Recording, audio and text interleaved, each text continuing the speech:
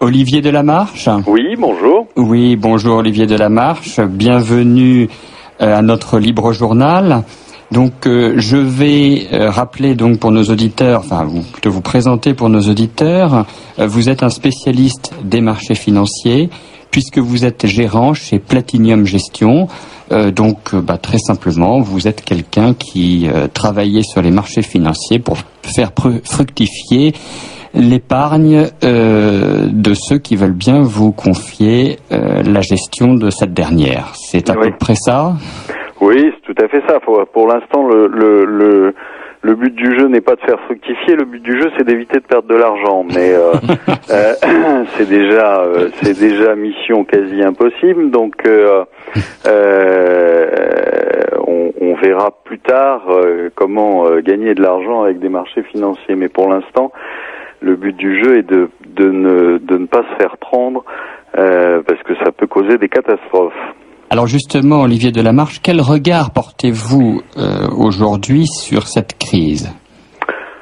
Le regard, il est atterré, mon regard, parce que on est dans une crise qui a été mal gérée aux États-Unis et en Europe depuis le début, parce que la crise remonte à beaucoup plus loin que le début 2011, donc qui a été totalement mal gérée, avec des banquiers à qui on a donné carte blanche pour se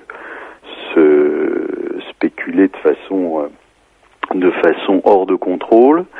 Et c'est comme ça qu'on a abouti à la première crise des subprimes, et ensuite à une crise obligataire qui va bientôt venir. Donc voilà, c'est une mauvaise gestion des autorités politiques et des autorités économiques. Monsieur Ben Bernanke à la tête de la Fed, Monsieur Trichet à la tête de la BCE, et puis j'en passe et des meilleurs. La BOJ, la Banque du Japon, a aussi très mal géré les choses, et donc et on a des politiques qui sont assez préoccupés par leur réélection, mais moins par l'état du pays, et qui, je dirais, collent des rustines plutôt que d'essayer de trouver des vraies mesures et essayer de nous sortir de là où on est. Donc la politique de la rustine, malheureusement, ça leur permet d'acheter du temps et non pas d'en gagner, comme certains le disent, mais malheureusement le temps coûte cher. Alors, vous critiquez donc la façon dont la crise a été gérée par les autorités nationales et finalement monétaires, mais qu'aurait-il fallu faire selon vous? Écoutez, déjà, je vais vous dire un truc très simple, c'est du pur bon sens, c'est-à-dire que jusqu'à présent, les crises économiques étaient, ça va en faire bondir beaucoup, mais les crises économiques étaient déclenchées par les banques centrales. Pourquoi?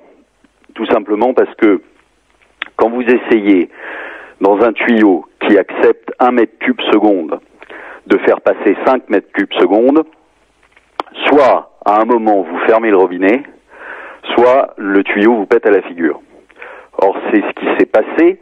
Malheureusement, le réflexe de M. Bernanke à ce moment-là a été d'ouvrir encore plus le robinet. Le robinet, vous voulez parler de la liquidité dont il a inondé l'économie mondiale pour résoudre les difficultés dans lesquelles il était. Tout à fait. Pour que ce soit clair pour nos auditeurs. Voilà. Donc, quand vous ouvrez un robinet dans un tuyau qui est déjà tendu, vous pouvez être sûr d'une chose, c'est qu'il va finir par exploser. Et c'est ce qui s'est passé. Et c'est ça que j'appelle une mauvaise gestion. Donc il est en grande partie responsable de la crise et de l'état dans lequel on est aujourd'hui. Parce que évidemment, tout le monde se préoccupe de ce qui se passe en Europe, et d'ailleurs ça arrange bien les Américains qu'on se préoccupe d'abord de ce qui se passe en Europe. Mais l'état des États-Unis est juste consternant. Hein, ils sont probablement d'ores et déjà en double dip. Ils ont un endettement. Alors double dip, c'est en retour en récession, si vous voulez, ce qu'on appelle un double dip, retour en récession, et avec un taux de chômage qui est ahurissant. Vous êtes pas loin des 20%. Si vous prenez, vous avez le chiffre officiel. Comment le calculez-vous ? Oui, c'est 9. Oui, c'est 9. Mais ça, c'est le chiffre officiel, comme toujours, si vous voulez. C'est-à-dire que derrière ce chiffre officiel, vous avez tous les gens qui sont sortis du circuit. Mais c'est vrai en France aussi. C'est-à-dire que il faut savoir qu'aux États-Unis, vous n'êtes pas indemnisé pendant 2 ans, comme en France, vous êtes indemnisé pendant 27 semaines, c'est-à-dire la moitié d'une année. Au bout de 27 semaines, vous sortez des statistiques. Donc aujourd'hui le chiffre, et c'est pas moi qui l'invente, c'est le chiffre de la Fed, donc on peut la croire, elle maquille les chiffres, mais tout de même, là, le chiffre officiel est de plus de 17% de chômage. Or, certains sénateurs américains disent que il est sans doute plus proche de 20 que de 17. Donc, ça fait quand même un Américain sur 5, ce qui est une situation jamais vue encore. Mais on a le même problème en France, où si vous ajoutez toutes les classifications sur le chômage, plus le RSA, plus les personnes qui sont sorties finalement du système ou qui ont été radiées... Ah oui, on est plus proche de 15 ou 17 voilà, que de... Oui, non, mais tout à fait. Mais ça, c'est dans tous les pays. Or, aujourd'hui, ça pose un vrai problème. On a un chômage massif, on a une croissance nulle, voire négative, et on a des politiques qui, je vous dis, mettent des rustines en attendant un miracle. Malheureusement, les miracles en économie, ça n'arrive pas. Donc, en attendant, on s'endette de plus en plus. C'est quelque chose, c'est un scénario, si vous voulez, à la japonaise, entre guillemets.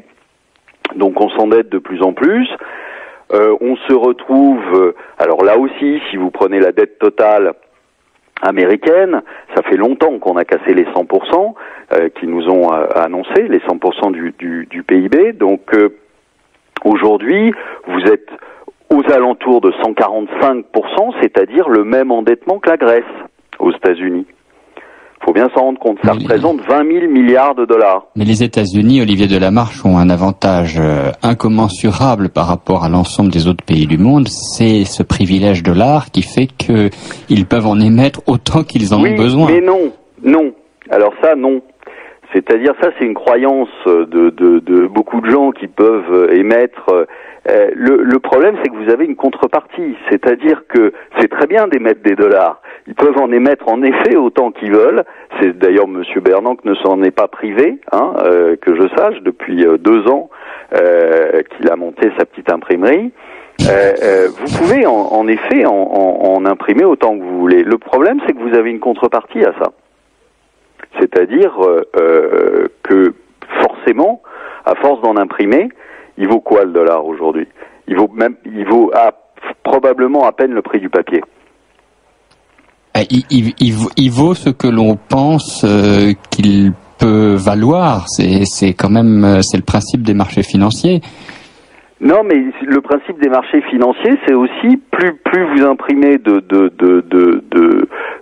billets de banque, alors que ça ne correspond en rien à la croissance du pays, plus vous le rendez faible et plus vous risquez un krach monétaire important. Alors évidemment, aujourd'hui, c'est quand on n'a plus confiance de l'euro, mais l'euro ne vaut rien comme le dollar ne vaut rien. Vous savez, quelqu'un disait les monnaies ne flottent pas les unes par rapport aux autres. Les monnaies coulent à différentes vitesses. C'est exactement ça.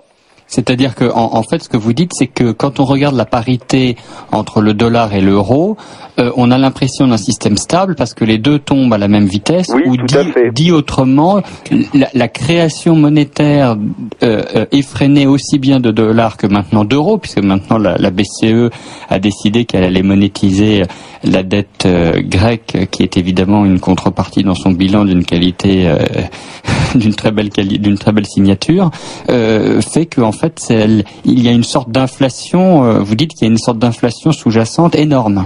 Aujourd'hui, si vous voulez, vous avez les trois monnaies principales, c'est-à-dire le yen, le dollar et l'euro, qui ne valent rien, juste rien. Alors, évidemment, ça a une valeur, puisque vous êtes valorisé par rapport aux autres, mais aujourd'hui, quand vous avez l'or qui n'arrête pas de monter, quand vous avez le franc suisse qui n'arrête pas de monter, il y a bien une raison. Pourquoi il monte? C'est pas parce que tout d'un coup tout le monde a la fièvre de l'or. C'est pas vrai. C'est simplement que vous n'avez pas le choix. Aujourd'hui, vous savez très bien, et les Chinois le savent, et les pays arabes le savent aussi, que ce qu'ils détiennent entre les mains, c'est-à-dire du dollar, ne vaut rien. C'est de la monnaie de singe. À partir de ce moment-là, qu'est-ce qu'ils font? Ils essaient de se diversifier sur autre chose. Donc ils achètent du franc suisse, ils achètent de la couronne norvégienne, parce que ça leur paraît un petit peu mieux géré que l'euro, le yen et le dollar. Ils achètent aussi de l'or, ils achètent des mines, ils achètent des actifs tangibles, parce qu'on s'aperçoit que la politique qui a été menée de créer des billets mais sans contrepartie, il n'y a aucune contrepartie, même pas la croissance du pays, eh ben ça ne veut rien dire. Ça veut dire que la valeur de votre monnaie fond comme neige au soleil. Olivier Delamarche, généralement, lorsqu'il y a une création monétaire effrénée, il y a inflation, et cette inflation se voit dans l'augmentation du prix des actifs de toute nature, dont notamment l'immobilier et la bourse. Mais l'immobilier monte, mais la bourse, elle s'effondre. C'est pas la bourse, parce que la bourse aujourd'hui, vous avez cet effet-là sur les matières premières alimentaires. Pourquoi les matières premières ont monté? Pourquoi les matières premières alimentaires ont monté? Pourquoi est-ce que l'or a monté? Tout simplement, vous regarderez, c'est pas très compliqué. Vous regardez sur des graphiques, elles ont monté au moment où Monsieur Bernanke a commencé ces premiers ce qu'il a appelé quantitative easing, qui sont des facilités monétaires, ce qui en fait est simplement en mots plus compliqués la planche à billets. Donc à partir du moment où il a créé des billets, à partir du moment où il a augmenté la masse monétaire dans des proportions qui, je vous dis, n'avaient plus rien à voir avec la croissance réelle du pays, et ben à partir de ce moment-là, cet argent est allé sur les matières premières, notamment alimentaires, mais aussi sur les autres.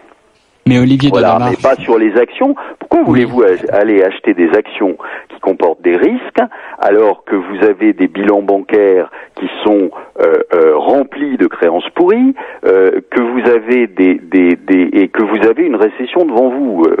Il faut parce que en suivant votre raisonnement, Olivier Delamarche, je me dis que si je dois avoir des actifs tangibles, les matières premières c'est bien.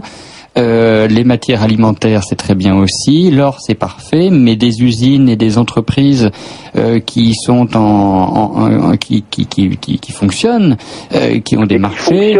Si vous avez une récession devant vous, elles vont faire des pertes, ces sociétés. Oui, peut-être, mais il restera quand même quelque chose. Vous n'allez pas les payer à un prix fou. Mais aujourd'hui, les valeurs semblent quand même très décotées. Mais c'est vous qui le dites. Moi, je trouve pas qu'elles soient décotées. Mais vous pensez que les marchés financiers sont encore trop hauts? Ah, mais beaucoup trop hauts.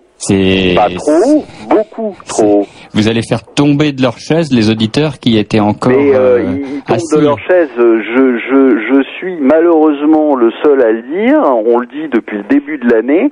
Tout le monde avait des objectifs à 4005. Moi, mon objectif était en dessous de 3000. Pour l'instant, c'est moi qui ai raison. Oui, vous parlez du CAC 40. Les États-Unis n'ont absolument pas baissé. Le Standard & Poor's est en baisse de 6% depuis le début de l'année. Alors comment expliquer ça? Mais tout simplement, ça c'est des histoires de marché, de manipulation, de marché, etc. Aujourd'hui, ça n'a aucun intérêt. Ça a été reporté dans le temps. Croyez-moi, il va baisser le Standard & Poor's, et à ce moment-là, malheureusement, il entraînera les indices européens dans leur chute. Mais aujourd'hui, arrêtons de se voiler la face et arrêtons de dire que le marché est pas cher.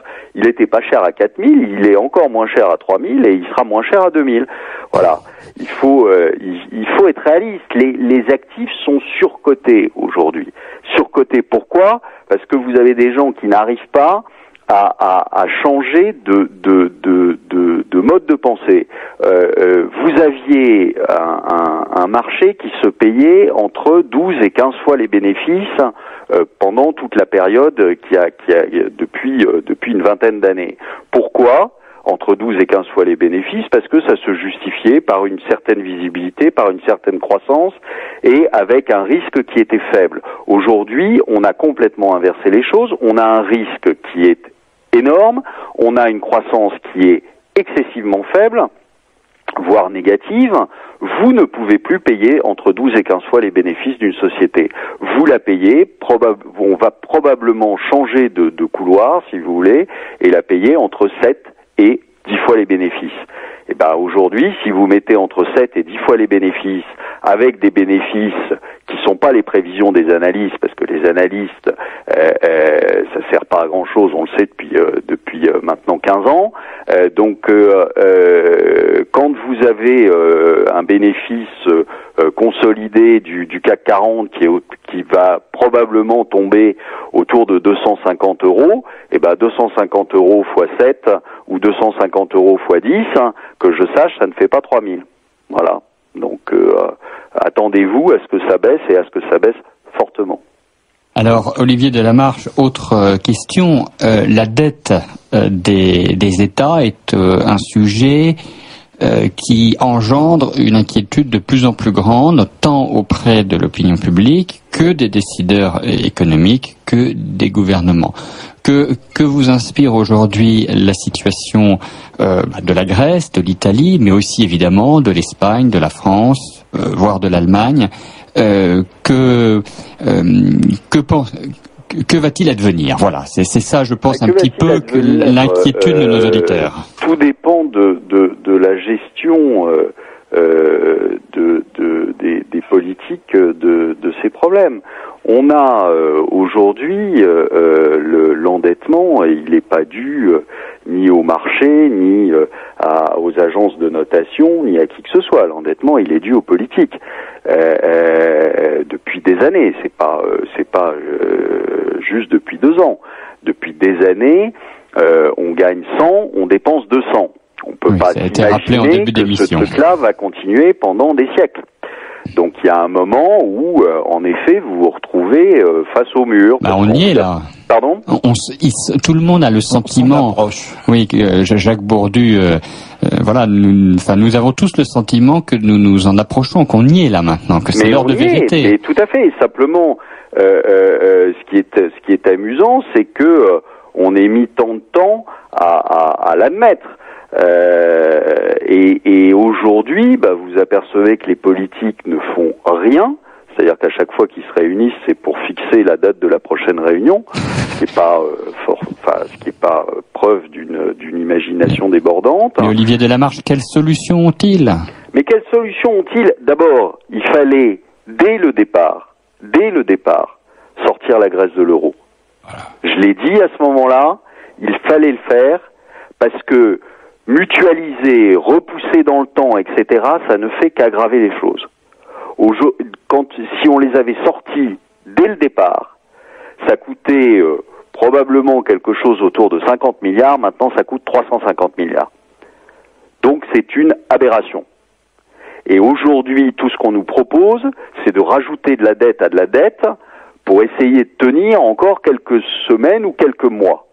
Ça ne veut rien dire. Ce qui explique la fébrilité des marchés.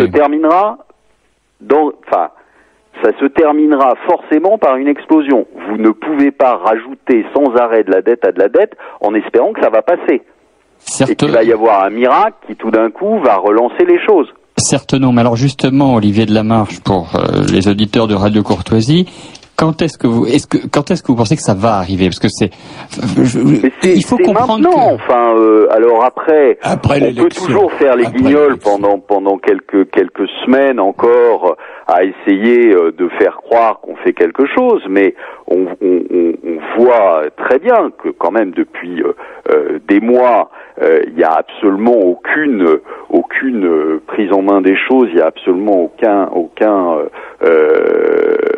aucune mesure qui ont été prises, qui soient vraiment des mesures.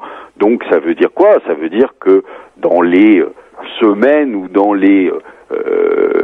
très peu de mois qui viennent, les choses vont forcément exploser, parce que qu'est-ce que ça veut dire exploser? Il y a un moment où les gens ont quand même compris ce qui se passait, ont quand même vu ce qui se passait, on voit que les politiques essaient de courir derrière, et je vous dis, c'est pas avec 2 sacs de sable que vous arrêtez un tsunami, c'est pas avec une rustine de temps en temps que vous arrivez à régler les choses, et c'est dans le problème, c'est que c'est dans tous les pays, c'est une situation qui est mondiale aujourd'hui. Vous avez le Japon avec 250% d'endettement, vous avez les États-Unis avec 150% d'endettement, et vous avez les pays européens qui sont largement au-dessus de 100 tous.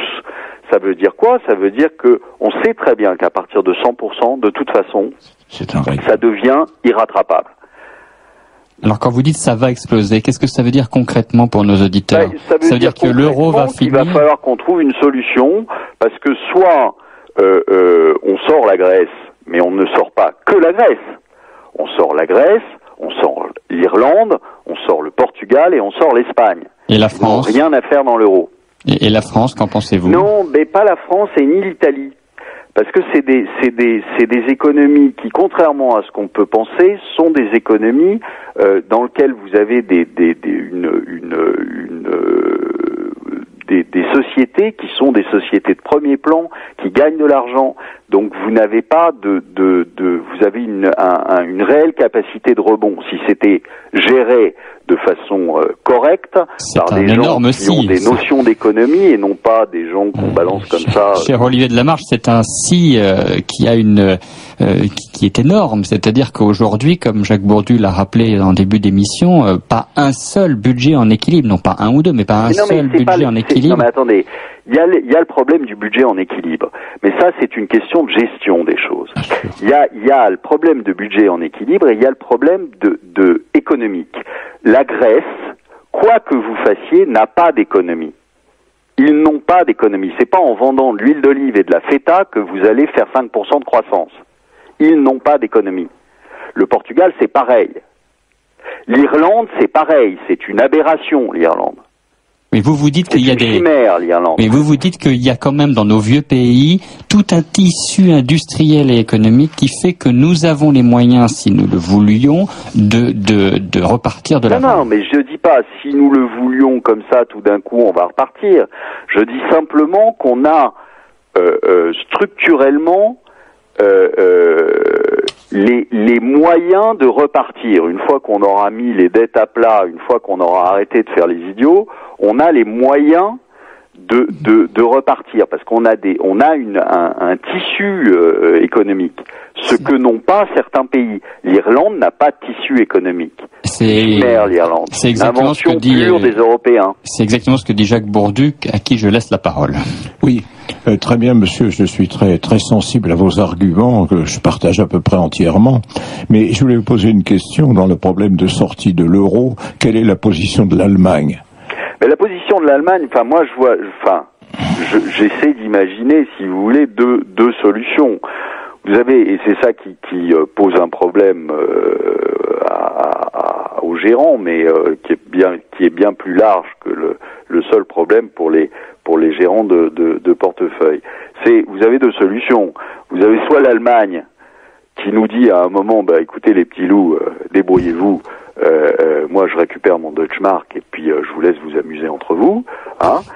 Et à ce moment-là, malheureusement, je pense que ça ira très très mal parce que vous aurez un euro qui va s'écrouler. C'est une sortie désordonnée en fait, ce qu'on appelle une sortie désordonnée. Comme vous avez les politiques latins, on va dire, qui ont quand même toujours tendance à mal géré les choses, si vous n'avez plus le rempart de l'Allemagne, je pense que ça peut partir complètement en quelque chose qui va devenir très vite n'importe quoi. Donc vous avez cette solution-là, et puis vous avez la deuxième solution qui est que la Grèce, moi ce que j'appelle la sortie par le bas, certains peuvent l'appeler la sortie ordonnée, mais que la Grèce, le Portugal, l'Irlande, l'Espagne sortent de l'euro et récupèrent leur monnaie.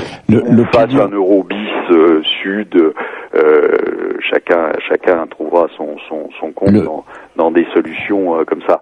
Si jamais vous avez ça, à ce moment-là, ceux qui restent avec l'Allemagne dans l'euro du Nord, on va l'appeler comme ça, l'euro se rapproche à ce moment-là, si vous voulez, d'un Deutschmark dans sa fondation et a même plutôt tendance à monter. Mais il faut à ce moment-là que les choses soient gérées, et elles seront gérées parce que elles seront gérées par l'Allemagne. Oui, oui, il y a une question, c'est que la sortie de l'euro de l'Allemagne, c'est proposé par une bonne partie de l'opinion publique allemande. Ah, mais tout à fait. Et ils sont freinés par le fait que si l'Allemagne sortait, le Deutschmark prendrait tellement de valeur que les Allemands auraient beaucoup du mal à exporter. Non, mais ça c'est faux. C'est faux. Ça. Alors ça c'est faux. Je vais vous dire pourquoi. C'est-à-dire que ça c'est ce que évidemment mettent en avant certains politiques, parce que ça leur permet de faire croire que l'Allemagne a intérêt aussi à rester dans l'euro, mais c'est faux. L'Allemagne, quand elle avait le Deutschmark, c'était la monnaie la plus forte du monde, ça les a jamais empêchés d'exporter. Ils ont exporté pendant des années. Pourquoi ? Parce qu'ils adaptent leurs coûts et ils gèrent les choses correctement. Donc il faut pas croire que parce que ils récupéraient leur Deutschmark et que le Deutschmark monterait, forcément il monterait, ça les gênerait. Alors bien sûr que ça va les gêner un peu, mais entre les gêner un peu pour leurs exportations et payer ad vitam aeternam les autres, oui, pour tout le monde, je pense que le calcul est assez facile à faire. J'aurais une question à vous poser compte tenu de cette situation inconfortable de menace d'explosion de l'euro. Ne serait-il pas possible de transformer l'euro de monnaie unique en monnaie commune, c'est-à-dire chaque pays prenant une monnaie nationale avec une parité par rapport à l'euro monnaie commune, et ces parités étant réglables en fonction de l'évolution économique de chacun? Pourquoi pas? Mais c'est ce qu'on avait avant. Oui, c'est ce qu'on avait avant. Ça me paraît la solution la plus raisonnable. Parce qu'à ce moment-là, l'euro devient une monnaie internationale, monnaie de compte, et chacun gère un peu sa propre manière. Parce que le système actuel pour maintenir l'euro, c'est de dire il faut un gouvernement économique européen, il faut que le budget français soit soumis à une commission européenne, donc il n'y a plus de souveraineté du tout. C'est quelque chose qui va à la catastrophe. Ça. Oui. Moi, je crois que la seule solution de sortie valable, c'est que chacun prenne compte des éléments et transforme l'euro en monnaie commune, si vous voulez. Peut-être. Moi, je dois dire que j'ai pas forcément réfléchi à cette solution. Ça me paraît une des solutions de sortie. C'est une possibilité, mais ceci dit, je dirais que le problème est bien plus vaste que ça. C'est pas le problème de l'euro, c'est le problème des monnaies papier. C'est-à-dire qu'il va quand même falloir à un moment ou à un autre réfléchir à un changement total de système monétaire.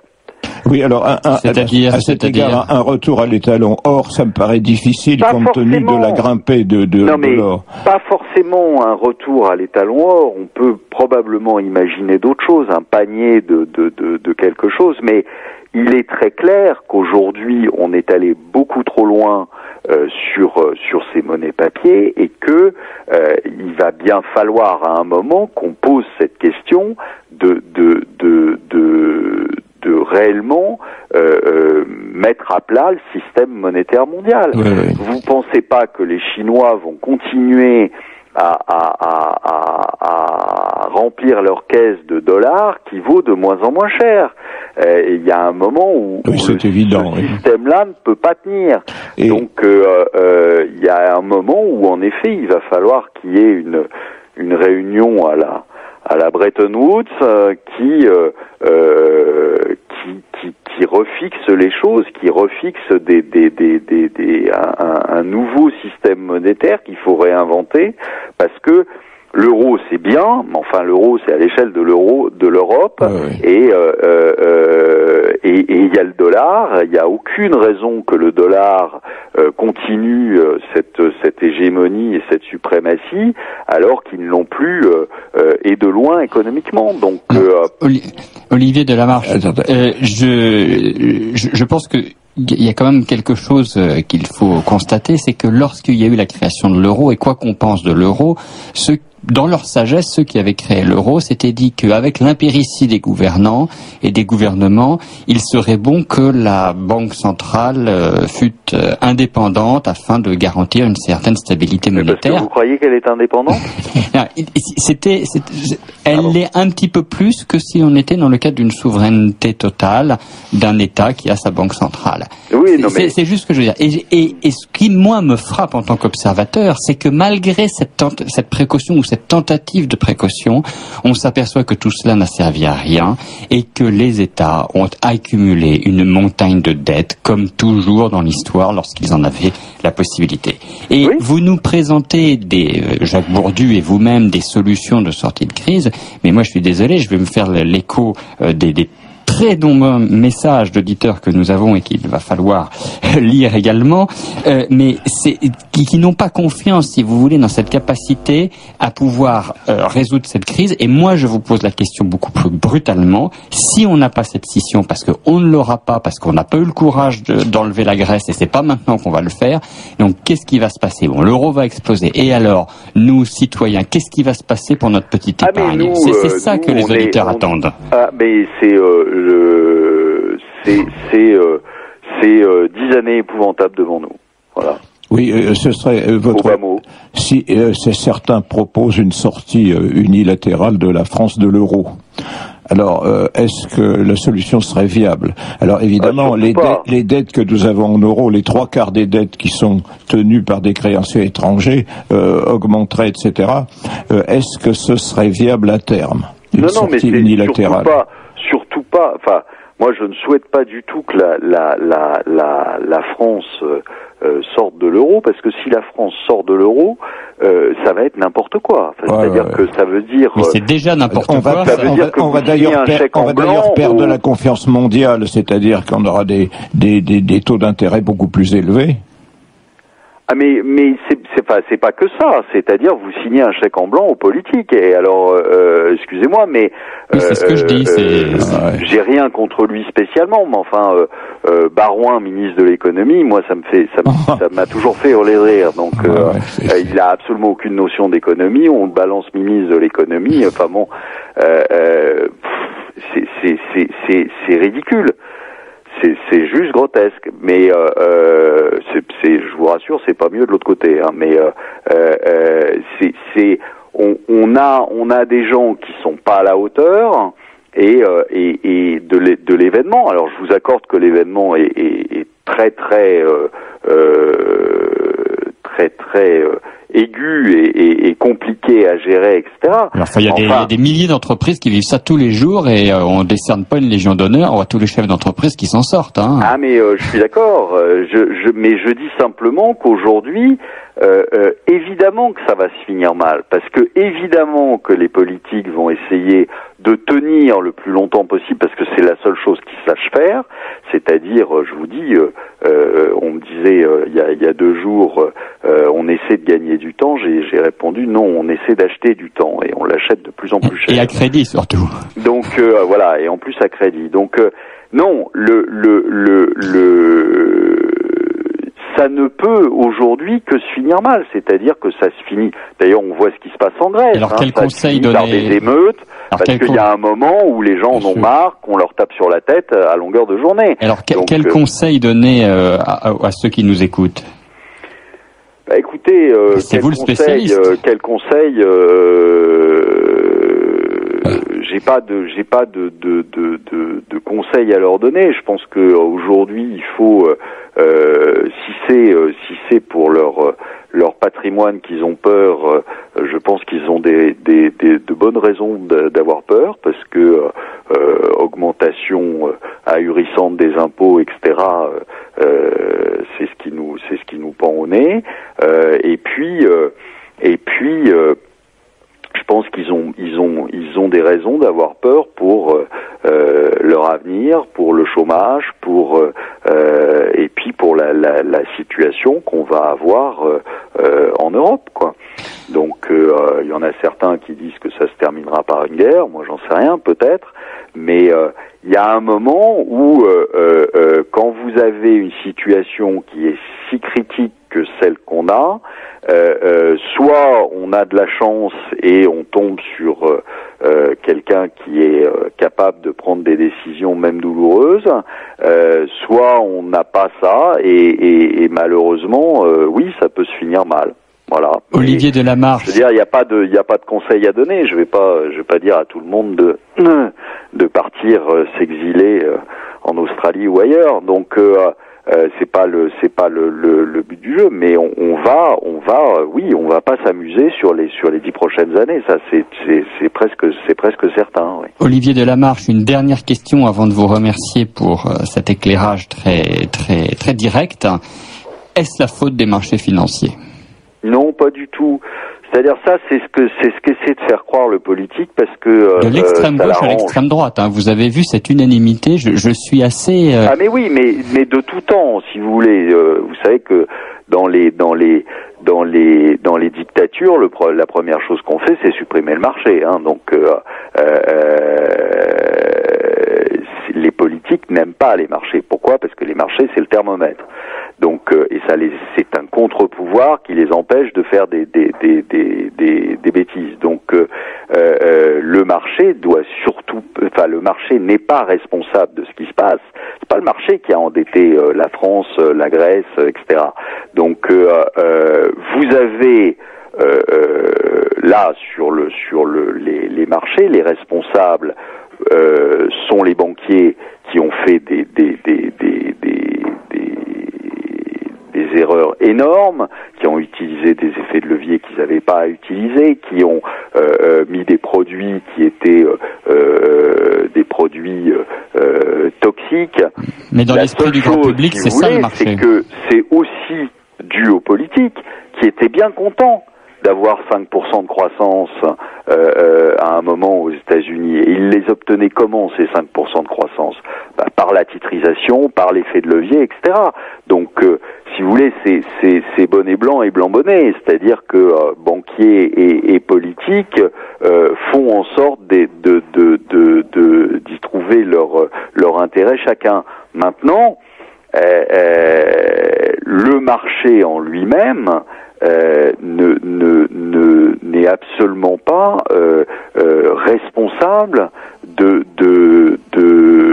cet état de fait. Le marché en lui-même, il vous dit attention, là il se passe quelque chose et qui est pas bon. C'est tout. C'est ça que ça indique un marché. Quand vous avez toute la polémique qu'il y a eu sur les agences de notation, elles arrivaient longtemps après le marché. C'est pas les agences de notation qui ont fait que les taux grecs sont montés à 70% sur un an. Pas vrai. C'est simplement que les marchés ont considéré que la Grèce était en faillite, et à la suite de ça, Standard & Poor's et Moody's, etc., ont dégradé la Grèce. Mais ils sont arrivés bien après les marchés. Et ils ne sont en aucun cas responsables. Ce qu'on peut leur reprocher, c'est de traiter différemment la Grèce, l'Italie et les États-Unis.